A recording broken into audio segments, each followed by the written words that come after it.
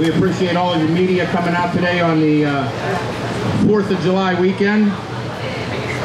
The 450 class was first today as they were live on NBC. The overall results were Eli Tomac with the 1-2, Jason Anderson with the 2-4, and Marvin Musquin with the 7-1. The 250 point standings are now Eli Tomac with 304, Marvin Musquin 270, Ken Roxon 264, and Jason Anderson in 4th with 252 points. I guess we'd have to start it off with the first question going for Marvin Musquin in Moto number 1. I know that you ended up on the ground right after LaRocco's leap. How did that whole thing come to be? Yeah, you know, on the last lap I was trying to charge hard, and I followed another rider. We went outside, and it was a little soft, and just tucked the front, and it happened so fast, and it went over, and then the bike ended up landing on me, and I was stuck. So basically just waiting on someone to come in and help and get the bike off me. So obviously when you're in the moment, it felt like forever, and get back out there dead last, and then I kind of know. I kind of knew the only best result I could have done is around 7. You know, I've done it that too many times, so where I crashed in the first lap, and the group of the 6 or 7 guys are already ahead, and it's too late. I mean, they have too big of a gap, and came back to 7. That's all I had, and then. But it was awesome to come back and to ride really well the second moto. Eli Tomac, question for you. A couple good starts today, a couple solid rides, a 2-1. Tell us how your afternoon went for you. Yeah, I mean, it was a good RedBud for us. Like I feel like the past 2 times they've just been a little funky, so it's a good rebound that way. Good starts, and first moto was just really feeling it. Had some better lines I felt like in the first moto versus the second moto. Some of those outsides didn't work for me in Moto 2 there, so spent some more time behind some guys, but overall, really good day for us. Jason Anderson, next question for you. This close to the overall, it seems like each and every week, and what do you think's the little ingredient that you need to get to possibly get onto that top step? I feel like I'm putting myself in good positions, but first moto I kind of just rode by myself in second, and in the second moto I was in 3rd in front of Eli, and I don't think I would have had the overall or anything because he won the first moto, but I'm just trying my best to stay up there with the pack right now. But I'm getting better and getting closer to that overall, but at the end of the day I'm just trying to be better, progress, and I feel like I'm doing that. So a little rough weekend in Southwick, but was able to rebound and be back on the podium, so it's cool. I'm enjoying myself. Outstanding. I'd like to open up the questions to the media. Guy B, question number 1. Marvin, talking that first moto, what's it like working your way through the pack, and were any moments in there? What's it like in there?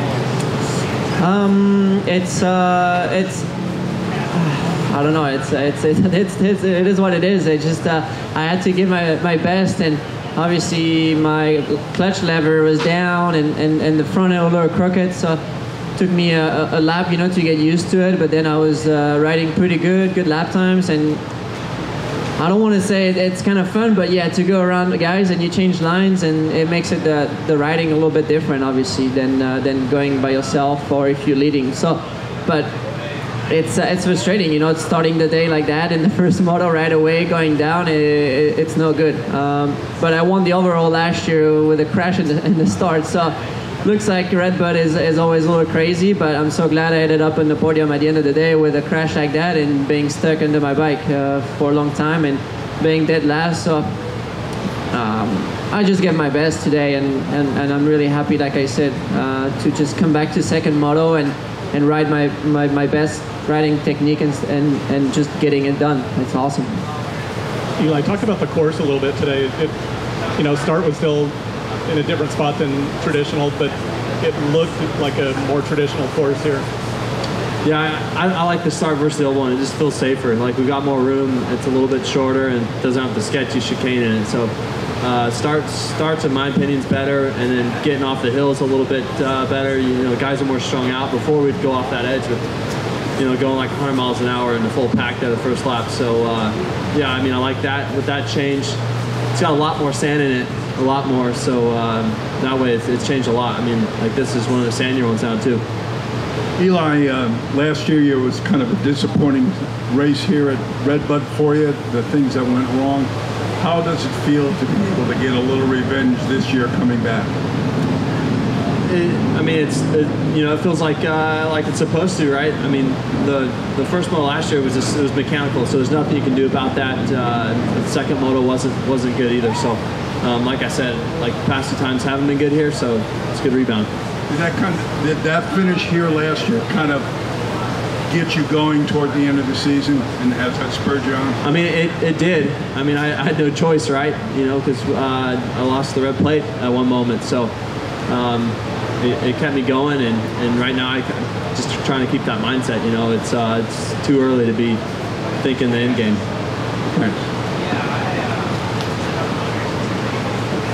Yeah, this is Wheels of Racer X. This one's kind of for all three of you. The last three races have been probably three of the roughest tracks on the series. And then as far as being physically demanding, with the weekend off coming up, like, what's your guys' plan as far as recovery, or just business as usual, or like what are you guys looking forward to with the weekend off? I mean, everyone's different, right? So, but yeah, these last 3 weeks have been pretty gnarly. You know, Jacksonville was the hot one, and then last week was just one that just beats you down, right, at Southwick. So, yeah, everyone will probably be looking forward to that. A little bit of time off, I'm not sure. Yeah, honestly, I feel like no matter what you do, whatever's best, you know, for your program and stuff like that. So as much as we would like to take time off and enjoy it, we really want to keep pushing and keep trying to get better. You know, obviously you got to rest and recover, but at the same time you got to keep working on your skills and trying to be more fit for the next race. So yeah, we're gonna keep. For me, you know, same with everyone in where I'm at, is just working hard and trying to be better. Well, for me, obviously, I had my best result of this season on the last 3 weekends. And it was the tough races. I'm really happy the way I've been riding and feeling, and definitely it was really tough physically. And but I have a solid program, and during the week, and I just follow the program and recover pretty good and feeling really good during the races, and then it shows, with my riding. So just gonna keep doing what I'm doing and just being a little bit off, next Saturday, Sunday. This is Mitch from Racer X. Jason, my question is for you.